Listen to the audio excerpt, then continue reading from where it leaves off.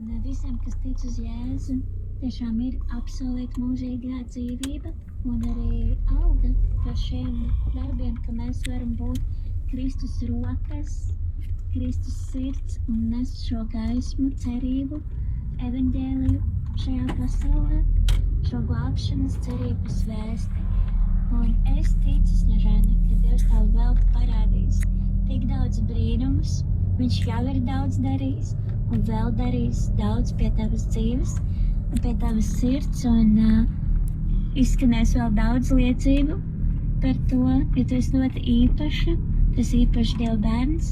Tāpat arī tu, kas klausies, mīļais klausītāji, zini, ka cauri visām ciešanām, kam mēs ejam cauri, tam ir nozīme, ja to visu mēs spējam likt pie Dieva altāra, uzticēt viņam savas sirdis, savas gaitas, un viņš ir vienīgais, kurš darīs līdzenas mūsu tekas, un visus ceļus Dievs tikai vienīgais var darīt skaistu, vērtīgu, un es novēlu arī tev, klausītāji, turpināt spērt šos soļus ticībā, apzinoties, ka tu neesi viens, ka Dievs ir ar tevi, ka viņš ir glābējs, un viņš izvedīs jebkuram tūkstnesim cauri, jebkādai vētrai, ja tu ļausies un atvērsi savu sirdi mūsu glābējam. Lai Dieva svētības ir ar tevi, Snežana, uz tikšanos jaunos piedzīvojumos, lai Dievs to svētību pasargā kalpošanā, dod tev mieru un prieku, ar kādu tu dodies. Un, lai skan noslēdzošā dziesma, un mēs tiekamies nākamajā epizodē jau nākamēnes. Paldies! Šķukstu sirdi, kas pats mildaini liecījās, vārdi, kas mūsu dzīslas, līdz ar pirmo dienu skan. Vārdi, kas mūsu dzīslas, līdz ar pirmo dienu skan, jo tu licis reišai zemē, maniem brāļiem dzimt un mēs ticam, ka tu gribi, un kā tās tavs svētais prāts, lai arvien šī tauta dzīvo, un šī zemes ražu vārds. Lai pārlijām šīm un kalniem mūsu Latviju mēlēs skan, tomēr klusi čukst šī zeme, to ik akmens saka man. To ik akmens saka man.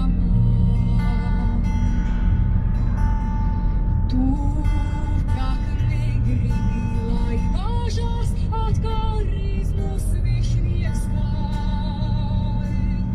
Lai mēs redzējuši sauli, krītam naktī atpakaļ.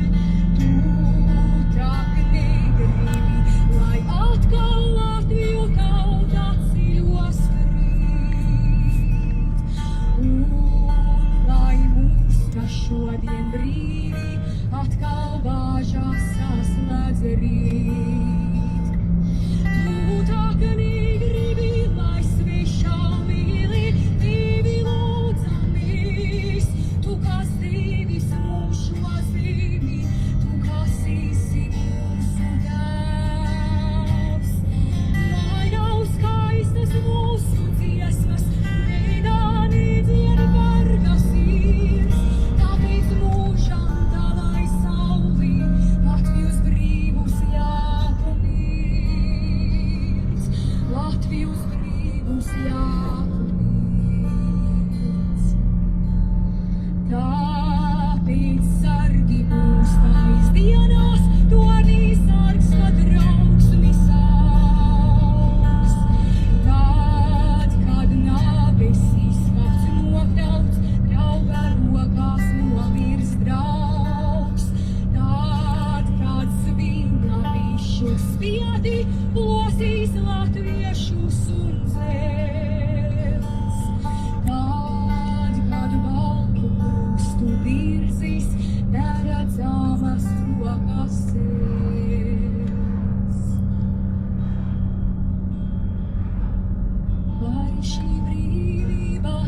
sapnis, mūsu tautas gaitās būs, un pēc gadiem sveši kungi atkal klaušās izdīs mūs.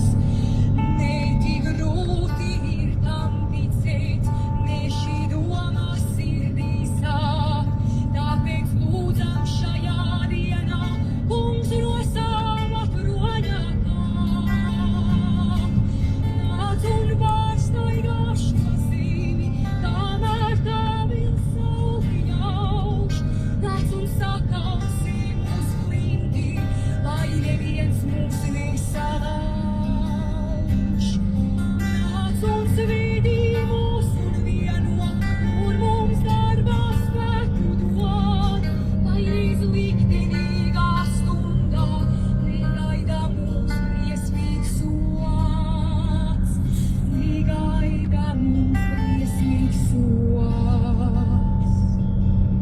Šodien, kungs, mēs tevi lūdzam, neļauj Latvijai mirt un zust. Liec mums vienmēr tavu sauli, brīviem pārī galvām just.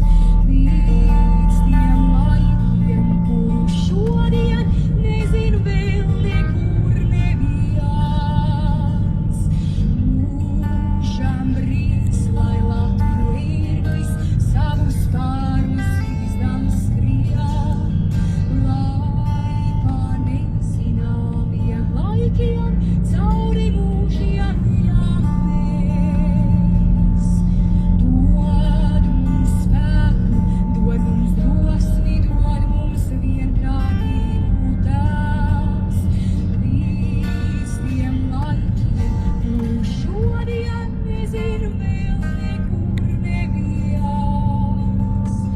Dod mums spēku, dod mums drosmi, dod mums vienprātību, Tēvs.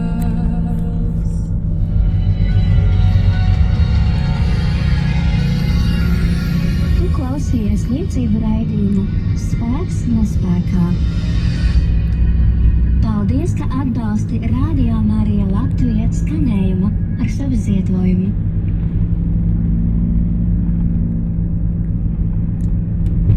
Izskanēja Diānas Ponaskovas veidotais raidījums Spēks nespēkā.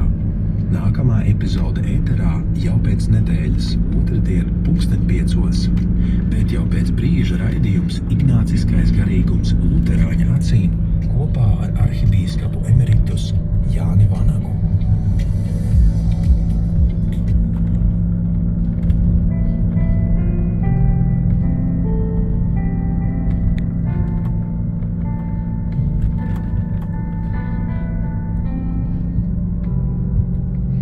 Vēlreiz vakarā es sūtu tev sveicienu, ak, Jēzus sirds, nepierastu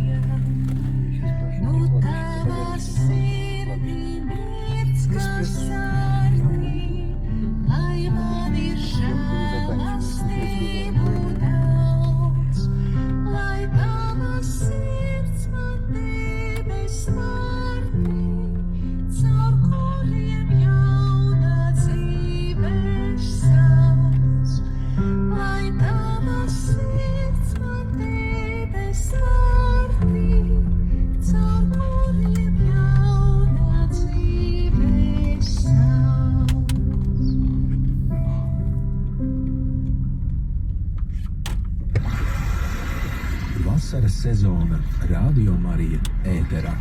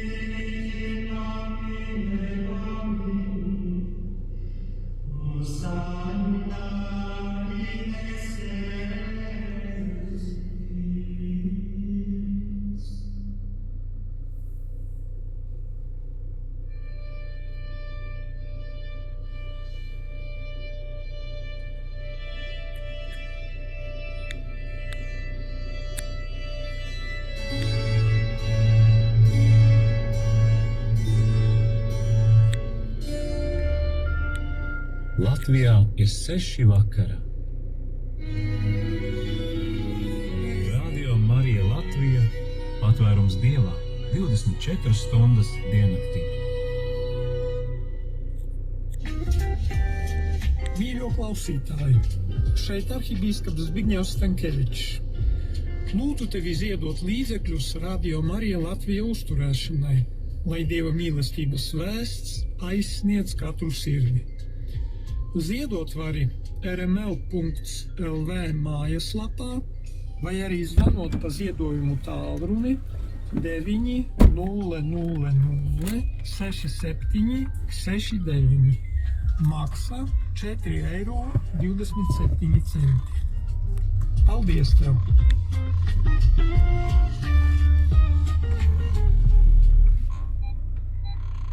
Dārgo Radio Marija Latvija klausītāji!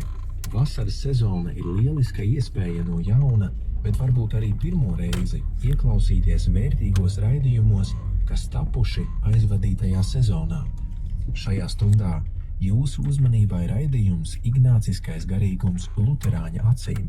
Katru otrdienu 6:00 Latvijas evaņģēliski luteriskās baznīcas arhibīskaps emeritus Jānis Vanaks palīdz iepazīt Svētā Ignācija garīgo vingrinājumu būtību un saturu. Klausāmies raidījumu.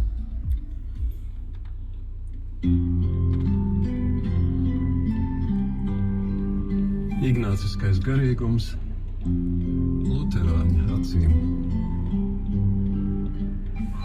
Sveicināti, godātie klausītāji, miers ar jums! Mūsu 4. tikšanās temats ir pirmā nedēļa, jeb garīgi vingrinājumi, lai uzveiktu sevi un sakārtot savu dzīvi, neļaujoties nepakārtot tieksmju ietekmei. Iepriekšējās sarunās mēs nonācām pie tā saucamā pamatmērķa un pamatprincipa, kuru ērtības labad mēdz saukt vienkārši princips un pamats. Atgādināšu, kā tas skan. Cilvēks ir radīts, lai slavētu un godātu kungu, mūsu Dievu, un viņam kalpotu, un tā izglābtu savu dvēseli. Viss pārējais zemes virsū ir radīts cilvēka labā, lai tas palīdzētu sasniegt mērķi, kura dēļ cilvēks ir radīts. No tā izriet, ka cilvēkam jāizmanto radītājs tik tālu, cik tas palīdz šo mērķi sasniegt, un jāatsakās no tā, cik tālu tas traucē. Šai nolūkā mums jākļūst tādiem, kas nav pieķērušies nekam radītam, nekam no tā, ko varam brīvi izvēlēties pēc savas brīvās gribas, un kas nav aizliegts.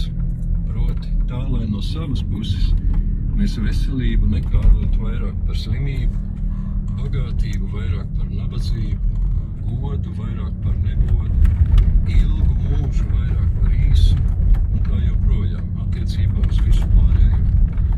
Turpretī nepieciešams, lai mēs vēlētos un izvēlētos tikai un vienīgi to, kas vairāk tuvina mērķim, kuram esam radīti. Tiešā un skaidrā valoda reizē pievelk un biedē. Cik viegli un brīvi būtu dzīvot ar tādu attieksmi, bet tūlīt pat ir klāt doma, ka to ir vieglāk saprast nekā gribēt. Kristieši nereti labāk prot izskaidrot un aizstāvēt pareizas mācības nekā saskaņā ar tām dzīvot. Ar mūsu pieķeršanos lietām bieži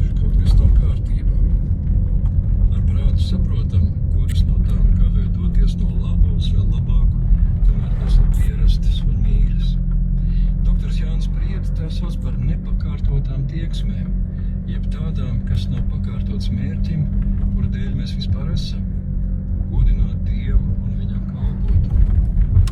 Michelangelo esot teicis, ka veidojot skulptūru, viņš ņem marmoru bluķi un nokaļ nost visu lieko. Indiferents stāvoklis, jeb svētā vienaldzība, par ko runā Ignācijas principā un pamatā, vēlas to pašu atbrīvot no visa liekā, lai paliek tikai tas, ko par mums ir iecerējis Dievs. Un Ignācijas aicina ceļojumā no saprast un atzīt, uz gribēt, izvēlēties un veltīt sevi. Un tas var būt dzīves lielākais piedzīvojums. Garīgie vingrinājumi ir ielūgums uz īsto dzīvi.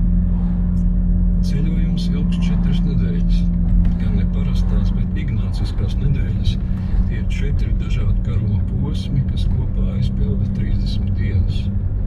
Parastās rekolekcijās dalībnieks var brīvi ļauties plūdumam, bet vingrinājumos katrai nedēļai ir savs mērķis. Un kamēr nav notikušas žēlastības, kas no Dieva tajā nedēļā jāizlūdzas, vadītājs pavadāmo īstenībā nedrīkstētu ielaist nākamajā nedēļā. Parasti gan Dievs gādā, un viss notiek pēc plāna.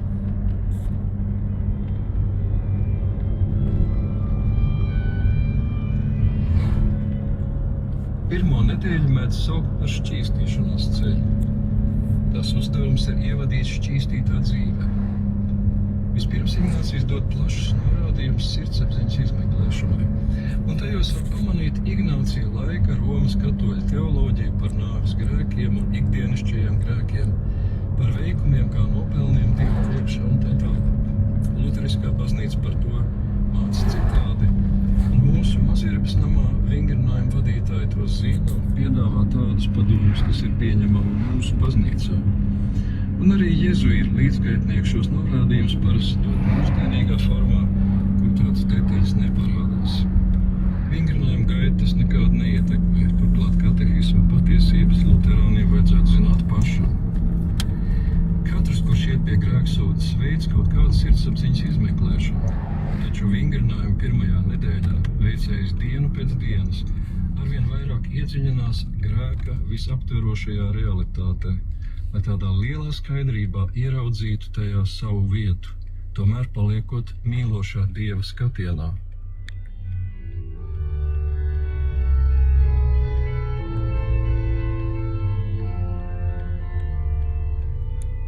Pirmajā nedēļā ir jāveic 5 vingrinājumi. Meditācija par pirmreizējo, otrreizējo un trešreizējo grēku, meditācija par saviem grēkiem, 2 pirmo meditāciju atkārtojums ar 3 sarunām, 3. vingrinājuma kopsavilkums un meditācija par elli. Pirmās nedēļas meditācijas īsti nav lekcija divina, kā par tādām runājām iepriekš, bet gan rūpīga temata apdomāšana un apcer ticības gaismā, ar vēlēšanos sadzirdēt Dieva vārdu un tam atsaukties. Līdztekus šīm meditācijām tiek uzdots lūgties arī ar rakstu vietām, kas ir izvēlētas tā, lai palīdzētu iegūt dziļāku izpratni un sasniegt vajadzīgās žēlastības. Tātad pirmais vingrinājums – meditācija par pirmreizējo, otrreizējo un trešreizējo grēku. Ignācijas attur no mešanās tūlīt nožēlot savus grēkus, jo šajā brīdī mēs vēl neapzināmies savu patieso stāvokli. Vispirms mēs lūkojamies uz grēku kosmiskā mērogā, un tad skatienu arvien vairāk pietuvinām, ja kā mūsdienās saka, piezūmojam pieaugušo izšķirtspējā. Un tie mulsinošie nosaukumi, pirmreizējais, otrreizējais, trešreizējais, tas nozīmē eņģeļu grēku, pirmvecāku, jeb Ādama un Ievas grēku un vienu cilvēku grēku. Meditācijā par eņģeļu grēku, par materiālu lietojam to, ko par tiem zinām no svētajiem rakstiem un no teologu darbiem. Kungs Jēzus teica, ka viņš ir redzējis Sātanu kā zibeni no debesīm krītam. Arī Ignācijas dod dažus pieturas punktus. Par to lasām arī vecajā derībā. Šo grēku izdara tīri gari. Tas nozīmē, ka grēks nav piesaistīts tikai miesīgajai esamībai un cilvēku sabiedrībai. Tā ir atteikšanās lietot savu brīvību tam, lai godinātu Dievu un piedāvātu paklausību kungam savu radītāju. Eņģeļu grēks ir atteikšanās ļaut Dievam būt Dievam. Eņģeļu grēks ir pasaulē kopš tās pirmsākumiem. Un Ignācijs mudina apdomāt to, ka viena paša grēka dēļ eņģeļi tika izmesti no debesīm. Kādēļ tas pats nav noticis ar mani? Es taču tik bieži un daudzkārt neesmu ļāvis Dievam būt Dievam manā dzīvē. Kādēļ zeme mani vēl nes? Svētais Akvīns Toms domā, ka eņģeļiem ir ārkārtīgi varens saprāts, un tie zina lietas pārsteidzoši ātri un acu mirklī pieņem lēmumus ar visu savu būtni. Un ja kāds eņģelis pieņem lēmumu kalpot Dievam vai nostāties pret Dievu, tajā pašā brīdī tas jau ir noticis. Visa viņa būtne jau ir devusies un šo lēmumu īstenojusi. Iedomāsimies sevi. Ja izvēloties atraidīt Dievu kādā dzīves brīdī, tas uzreiz būtu neatgriežami, nelabojami, galīgi noticis. Kas tā būtu par sagrāvu? Tā mūs pilnīgi izpostītu. Un ja Akvīns Toms spriež pareizi, tad varam būt pateicīgi par savu miesīgo dabu, kura dara mūs lēnus, un mums ir žēlastības laiks, kad attapties un atgriezties. Līdzīgā veidā un nodomā noris meditācija par pirmvecāku, jeb Ādama un Ievas grēku, kuru apceram kā traģisku pavērsienu no sākotnējās pilnīgās saskaņas ar Dievu uz pilnīgu nesaskaņu, kuras sekas ir haoss visai cilvēcei. Ignācijs atgādina, kas Bībelē vēstīts par pirmvecākiem un liek to vispirms sīki apdomāt, un tad